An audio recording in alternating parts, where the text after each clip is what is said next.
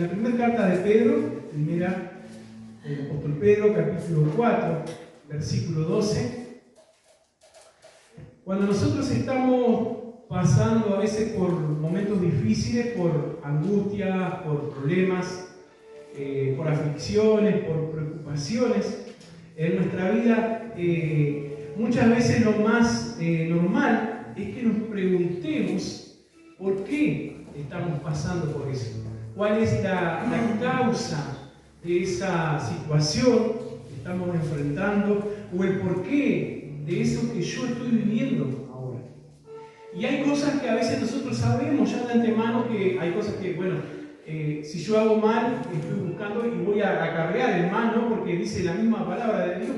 No nos engañemos, todo lo que el hombre siembre, eso va a cosechar. Y sabemos que cuando a veces metemos la pata o nos equivocamos o hacemos algo mal, bueno, obviamente que va a traer un mal resultado. Pero hay veces que no sabemos ni el por qué. Hay veces que estamos amando a Dios, estamos sirviendo a Dios, estamos buscando de Él y estamos tratando de honrarle, de agradarle. Y aún así vienen momentos difíciles, aún así vienen momentos complicados, aún así vienen situaciones que no entendemos en su totalidad o no comprendemos o tratamos de pensar y ahí surgen esas preguntas. ¿Por qué? ¿Por qué ha venido esto a nuestra vida? ¿Por qué estoy pasando por este momento? ¿Por qué me ha tocado esta situación? Ahora, si miramos allí, primera de Pedro, capítulo 4, verso 12, dice, muchas gracias, dice, amados, no os sorprendáis del fuego de prueba que os ha sobrevenido, como si alguna cosa extraña os aconteciese. Pedro escribe estas palabras y en particular este texto dice, no nos tenemos que sorprender del fuego de la prueba, de la dificultad, del problema que ha venido sobre nosotros, como algo extraño, como si una cosa extraña nos estuviera pasando. Entonces cuando Pedro habla estas palabras está diciendo que es algo normal que venga eso sobre nosotros. Por lo menos aparentemente es lo que plantea Pedro al escribir estas palabras, al decir esto. Pedro deja por sentado de que es algo normal que vengan esas situaciones o esos problemas o esas aflicciones a nuestra vida. Porque dice allí, no nos sorprendamos del fuego, no nos sorprendamos, dice, de la prueba, como si es algo extraño que va a venir sobre nosotros. Entonces, él está hablando de algo que es normal, en nuestro caminar, en nuestra vida, como cristianos, como hijos de Dios. Estamos hablando aquí de alguien, de Pedro, que ya había pasado por diferentes situaciones y que ya había experimentado, que ya había vivido todo lo que había vivido durante el ministerio terrenal de Jesús aquí en la tierra, durante esa capacitación como discípulo, como seguidor del Señor, y todo lo que vivió después de la muerte y resurrección de Jesús, cuando Jesús restaura la vida de Pedro allí, todo lo que viene en ese proceso y todo lo que viene después con la llenura del Espíritu Santo en la vida de Pedro y todo lo que comienza a acontecer en la vida de este hombre, después de todo es cuando él escribe estas palabras. Está hablando y está escribiendo a alguien que había sido restaurado ya por el Señor después de haberle negado y que ya había pasado Pentecostés, que ya había sido lleno del Espíritu Santo y que ese hombre, ese pescador, ese hombre allí del pueblo, uno más del pueblo, ahora lleno del poder del Espíritu Santo, había comenzado a predicar y se habían convertido de a 3.000, de 5.000 personas y milagros y cosas poderosas sucedían a través de la vida de este hombre llamado Pedro. Ahora él expresa estas palabras. No me sorprendo cuando viene la prueba, la dificultad. No me sorprendo por el fuego de esa prueba porque no es algo extraño, es algo normal, dice Pedro. Qué lindo que lo plantea así, ¿no? Qué interesante cómo plantea esto. Lo mejor que podemos hacer nosotros, obviamente, es buscar la respuesta en la palabra de Dios, porque allí encontramos luz para ver y entender todas las cosas, y cosas que Dios nos ha dejado para mostrarnos a nosotros cuando llegan los momentos de oscuridad en nuestra vida. Porque ¿por qué vienen estas situaciones? ¿Qué dice la Biblia acerca de esto? Y lo primero que encontramos allí en la palabra de Dios es que las angustias, las aflicciones y estas cosas son de verdad parte natural de la vida y del mundo en que nosotros estamos viviendo. Por eso Pedro escribe lo que escribe allí. Por eso Pedro dice, no nos sorprendamos, no es algo extraño, es algo natural. Y a veces nos cuesta entender eso.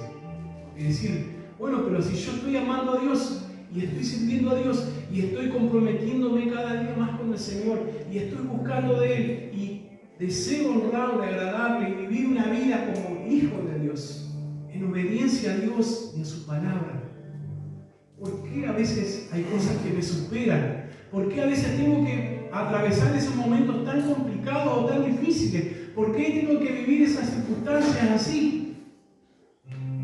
¿Es acaso algo natural?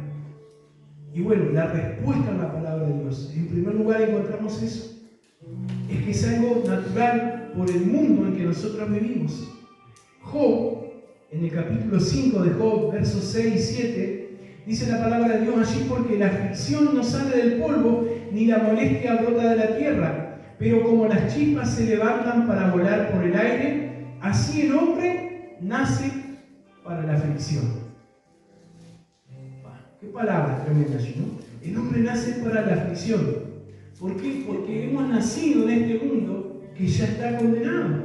Tenemos que comprender que vivimos en un mundo que ya está contaminado por el pecado, por la maldad, por la injusticia, y aún así nuestra misma vida sufre los efectos del pecado cada día, de la condición humana y la condición del mundo cada día. El envejecimiento, las enfermedades y aún la muerte es algo natural en este mundo. No se preocupe, si vamos quedando viejitos, no es algo extraño, es algo natural de este mundo. Y no quisiéramos nosotros enfermarnos, no quisiéramos nosotros que las personas que amamos se enfermen, no quisiéramos que las personas que amamos se vayan envejeciendo, pero tenemos que comprender que todo eso es parte, y las enfermedades, los achaques, todo lo que viene con eso son consecuencias de este mismo mundo y son parte de la naturaleza de este mundo. Asimismo también podemos sufrir injusticias y enfrentar las consecuencias de vivir en un mundo que está bajo la influencia del mal. Y más aún en los tiempos que hoy nosotros estamos viviendo. Y aún cuando la venida del Señor está más cerca. Aún cuando todas las señales se están cumpliendo cada día. Basta mirar un poquito al lado, alrededor nuestro, con todo lo que está pasando y todo lo que está sucediendo. Segunda a Timoteo, capítulo 3, verso 1 al 5, dice: también debes saber esto, que en los postreros días vendrán tiempos peligrosos, porque habrá hombres amadores de sí mismos, ávaros, vanagloriosos, soberbios, blasfemos, desobedientes a los padres, ingratos, impíos, sin afecto natural, implacables, calumniadores, intemperantes, crueles, aborrecedores de lo bueno, traidores, impetuosos, infatuados, amadores de los deleites más que de Dios, que tendrán apariencia de piedad, pero negarán la eficacia de ella. A estos evita. Eso es lo que Pablo allí le escribe a su hijo espiritual, allí Timoteo, y le dice lo que va a venir en los últimos días, en los últimos tiempos. Y describe y hace toda esa lista tan extensa. Ese es el panorama que le presenta allí a Timoteo. Le dice, bueno, lo que va a venir en los últimos tiempos es todo esto. Eso es a lo que nos enfrentamos. Esa es la realidad a la cual nosotros nos enfrentamos, a la cual nosotros tenemos que vivir. Ahora, ¿cómo tenemos que enfrentar esas aflicciones y esa realidad que es parte natural de la vida y del mundo en que nosotros estamos viviendo? Volvemos al texto de Pedro. No nos sorprendamos del fuego de la prueba, ni lo tomemos como algo allí extraño, sino que es algo natural de este mundo. Eso fue lo que dejó claro Pedro. Entonces, si es algo natural que voy a tener que pasar por momentos así difíciles, si es algo natural que voy a tener que vivir y enfrentar estas situaciones así, ¿cómo debo enfrentar? ¿Qué dice la Biblia acerca de esto? Y lo primero que encontramos es que debemos hacerlo con confianza, sabiendo que nuestro Señor Jesús ya ha vencido el mundo y su victoria está disponible para cada uno de nosotros.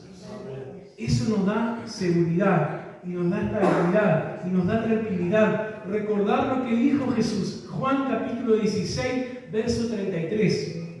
Juan 16, 33, Jesús dejó algo bien en claro allí y dice: estas cosas os he hablado para que en mí tengáis paz. Jesús dice de sí mismo: en mí van a tener paz. En el mundo tendréis aflicción. En mí tendréis paz. En el mundo tendréis aflicción. Pero confiad, yo he vencido al mundo. Entonces, primero que nada, estamos conscientes. Vivimos momentos difíciles. Y en los últimos días iba a ser más difícil todavía. Enfrentamos situaciones que a veces nos golpean fuerte y nos sorprenden, pero no debemos tomarlo como algo extraño, sino como algo natural por el mundo en que vivimos. Ahora, ¿cómo me paro frente a eso? ¿Cómo enfrento a eso? Confiando en lo que Jesús dijo, en su palabra. No es palabra de hombre, no es palabra inventada por alguien, no es una frase así motivacional, no es alguien que escribió allí, no, es lo que dijo Jesús. Confíen, yo he vencido al mundo. En el mundo tendréis aflicción, en mí van a tener paz. En el mundo hay dificultades, en mí tienen paz. Y yo ya vencí. Y esa victoria está para todos aquellos que permanecen en Cristo. Y con esperanza, sabiendo que a pesar de lo que vivimos en este mundo, para nosotros hay una vida aún mejor en la cual ya no habrá enfermedad, ya no habrá muerte, ya no habrá dolor. Apocalipsis capítulo 21, versículo 3 y 5. Apocalipsis 21, 3, ¿sí?, al 5. Y oí una gran voz del cielo que decía: he aquí el tabernáculo de Dios con los hombres, y Él morará con ellos, y ellos serán su pueblo, y Dios mismo estará con ellos como su Dios. Enjugará Dios toda lágrima de los ojos de ellos, y ya no habrá muerte, ni habrá más llanto, ni clamor, ni dolor, porque las primeras cosas pasaron. Y el que estaba sentado en el trono dijo: he aquí yo hago nuevas todas las cosas. Y me dijo: escribe, porque estas palabras son fieles y verdaderas. Eso es una promesa de parte de Jesús para cada uno de nosotros. Para nosotros sus hijos, para su iglesia. Eso es una promesa que nos da esperanza. Que va a llegar un tiempo que lo que viene por delante, cuando estemos allí en la presencia de Dios, no solamente que Él va a enjugar toda lágrima, todo lo que, el sufrimiento, todo lo que hemos pasado, sino que después ya no va a haber dolor, no va a haber llanto, no va a haber nada que venga allí a provocar ese dolor y esa angustia en nuestras vidas. Y a veces nosotros tenemos una mente limitada ante los pensamientos de un Dios que es ilimitado. Y a veces nos cuesta llegar a entender o a comprender todas estas verdades. Porque pensar en que no va a haber lágrimas, en que no va a haber dolor. Y más para alguien que día a día quizás está enfrentando tanto dolor. Más para alguien que día a día a veces tiene que derramar tantas lágrimas. Llegar a pensar o a entender que va a llegar un momento cuando estemos con el Señor en su presencia, en que ya no va a haber lágrimas, en que ya no va a haber dolor. Y vuelvo a repetir, no es algo que prometemos nosotros, no es algo que decimos nosotros, es algo que prometió Jesús. Amén. Y Él lo va a cumplir. Amén. Y Él ha cumplido sus promesas y las sigue cumpliendo. Y qué bueno cuando nosotros podemos entender de esto. Lo que hoy vivimos, lo podemos enfrentar con confianza si permanecemos en Jesús, porque en Él tenemos paz y Él ya venció el mundo. Y por delante tenemos una promesa que nos da esperanza, que un día Él va a enjugar toda lágrima y no va a haber dolor, no va a haber tristeza, no va a haber angustia, porque vamos a estar en su presencia. Y Él es el que hace todas las cosas nuevas. Esta parte de Apocalipsis me encanta. Antes, cuando era allí adolescente o entrando en la juventud, y muchas veces con el grupo de amigos allí en la iglesia le teníamos un poco de miedo al libro de Apocalipsis. Por la forma en que se había enseñado cuando estábamos en la primera iglesia donde estábamos allá, y a veces era todo, no sé, de forma tormentosa, todas las cosas que iban a acontecer y todo lo demás.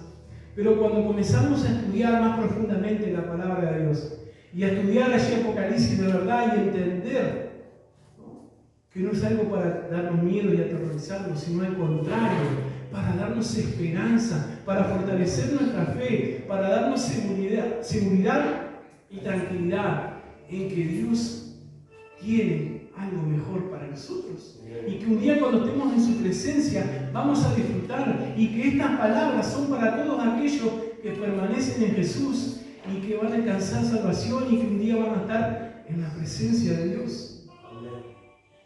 Y entonces allí comenzamos a decir, pero entonces no era tan malo, no era tan malo Apocalipsis como se había presentado. No era algo que era para asustar o para aterrarnos allí. Al contrario, era algo para ayudarnos a vivir en fe, a caminar en fe, a guardar nuestra salvación, a cuidarnos y a procurar poder llegar para ese día, cuando nos toque estar allí en la presencia de Dios, para disfrutar juntos, cada uno allí, como hijos de Dios, con su iglesia en su presencia. Y muchas veces, aún el Señor permite que el enemigo venga a mover nuestras vidas. En la Biblia hay ejemplos de cuando el mismo enemigo ha pedido para zarandear allí la vida de alguno. Lo hizo con la vida de Job, lo hizo con la vida de Pedro. Lucas 22, 31 al 32 dijo también el Señor: Simón, Simón, he aquí Satanás ha pedido para zarandearos como trigo, pero yo he rogado por ti para que tu fe no falte, y tú, una vez vuelto, confirma a tus hermanos. Jesús ya le había advertido a Pedro lo que iba a pasar, lo que iba a suceder allí. Y cuando nosotros como hijos de Dios tratamos de vivir agradando a Dios, sirviendo a Dios, honrándole a Él, compartiendo de su palabra, dando testimonio de Él con nuestra vida, el enemigo va a tratar de hacer o provocar cosas en nuestra vida. Va a querer buscar demostrar que nuestra fe no es real, que nuestra fe es fingida, que nuestra confianza en Dios no es real, y que los momentos de angustia allí, en lugar de adorar a Dios, va a querer hacer que nos quejemos de Dios. Miramos allí también el ejemplo de Job, capítulo 1, verso 8, dice: y Jehová dijo a Satanás: ¿No has considerado a mi siervo Job, que no hay otro como él en la tierra, varón perfecto y recto, temeroso de Dios y apartado del mal? Respondiendo Satanás a Jehová, dijo: ¿acaso teme Job a Dios de balde? ¿No le has cercado alrededor de él, a él y a su casa y a todo lo que tiene? Al trabajo de sus manos ha dado bendición, por tanto sus bienes han aumentado sobre la tierra. Pero extiende ahora tu mano y toca todo lo que tiene, y verás si no blasfema contra ti en tu misma presencia. Dijo Jehová a Satanás: que aquí todo lo que tiene está en tu mano, solamente no pongas tu mano sobre él. Y salió Satanás de delante de Jehová. Esta situación allí, ¿no?, y todo lo que comienza a gestarse con esto, en ese momento donde Job es puesto a prueba, pero aún así el mismo enemigo tratando de decir: bueno, vamos a ver si con todo lo que le pasa no va a negarte a ti, no va a blasfemar, no se va a quejar en contra de ti. Y Dios permite que suceda eso, y aún así Job permanece fiel para con Dios y no se queja y no blasfema en contra de Dios. Y al final de todo allí, en el capítulo 42 de Job, aún reconoce que había podido conocer y aprender más de Dios. Porque el mismo Job dice: Señor, de oídas te había oído, pero ahora mis ojos te ven. Yo te preguntaré, tú me enseñarás. Ahora, Señor, puedo conocerte de una forma más profunda. Y en momentos así de aflicción y de sufrimiento, son momentos en los cuales nosotros podemos adorar a Dios en lugar de murmurar, lugar de quejarnos en contra de Él? Adorar a Dios como lo hizo Abraham, cuando no había nada y Dios le pide a su hijo. Y lo que dijo Abraham allí, le dice a su propio hijo, a Isaac, subiremos y adoraremos. Pero iban a subir a entregar a su hijo allí en sacrificio. Pero dijo, subiremos y adoraremos. Y no era el momento más lindo de Abraham allí. Era el momento más difícil porque Dios le pedía a su propio hijo. Y estaba probando allí ese amor a su Dios. Reafirmar nuestra fe y nuestra confianza en Dios a pesar de lo que estamos enfrentando. Y a ver, no es fácil, claro que no. Pero qué bueno cuando nosotros podemos entender de esta forma y enfrentar de esta forma estas situaciones. Porque de algo estamos seguros, Dios va a responder. Y Dios permanece fiel. Y Dios sigue sosteniendo nuestra vida. Segunda Timoteo 1:12, por lo cual asimismo padezco esto, pero no me avergüenzo, porque yo sé a quién he creído y estoy seguro que es poderoso para guardar mi depósito para aquel día. Palabra allí de Pablo a Timoteo. Yo sé, dice, a quién he creído. Y lo que estoy viviendo hoy, aunque sea difícil, no me avergüenzo de eso, porque yo sé a quién he creído. Y sé que en Él estoy seguro. Y sé que es poderoso para guardar mi vida, mi depósito, dice, para aquel día. Confiar que si Dios ha permitido lo que estamos viviendo es porque tiene un propósito bueno y de bendición para nuestra vida. Y el texto que tanto conocemos, allí Romanos 8:28. Sabemos que a los que aman a Dios, todas las cosas ayudan a bien. Esto es conforme a los que a su propósito han sido llamados. Y por último allí, poder declarar la victoria de nuestro Señor Jesús sobre el enemigo. Hoy está de moda hacer tantas declaraciones y tantas cosas allí fuera de la verdad del Evangelio, y a veces se escuchan cada cosa, pero qué bueno cuando podemos declarar la palabra de Dios correctamente. Como dice Romanos 16:20, y el Dios de paz aplastará en breve Satanás bajo vuestros pies. La gracia de nuestro Señor Jesucristo sea con vosotros. Palabras de Pablo también allí, ¿no? Y qué fuerte Pablo así, ¿no? Lo que dice. El Dios de paz aplastará en breve a Satanás bajo vuestros pies. Qué bueno cuando podemos reconocer y declarar esa victoria de nuestro Señor Jesús aún sobre el enemigo. Situaciones complicadas y problemas tenemos por delante. Y mucho más acercándose al final. Pero aún en todo eso, nosotros podemos tener la tranquilidad y la seguridad en quién hemos creído, en quién sostiene nuestra vida, en quién nos da seguridad, en la esperanza bendita que tenemos un día estar allí en su presencia, donde no habrá lágrima, porque aún la lágrima más pequeña, de la más pequeña, la más grande, que has derramado en tu vida, el Señor la va a jugar, el Señor la va a recoger. Y en ese momento no habrá lugar para el dolor, no habrá espacio para el temor, para el miedo. Y Él ha prometido todo eso en su palabra. Y así como ha cumplido cada una de sus promesas, seguirá cumpliendo eso. Y nos anima a nosotros a confiar en aquel que ya venció el mundo. Y nos da esperanza para permanecer fieles y seguir caminando en su camino para un día estar en su presencia. Y esa es nuestra bendita esperanza, lo que tenemos por delante. Y lo que hoy estamos viviendo no tiene comparación con lo que viene por delante. Lo que hoy estamos enfrentando no se compara con la gloria venidera en la presencia del Señor.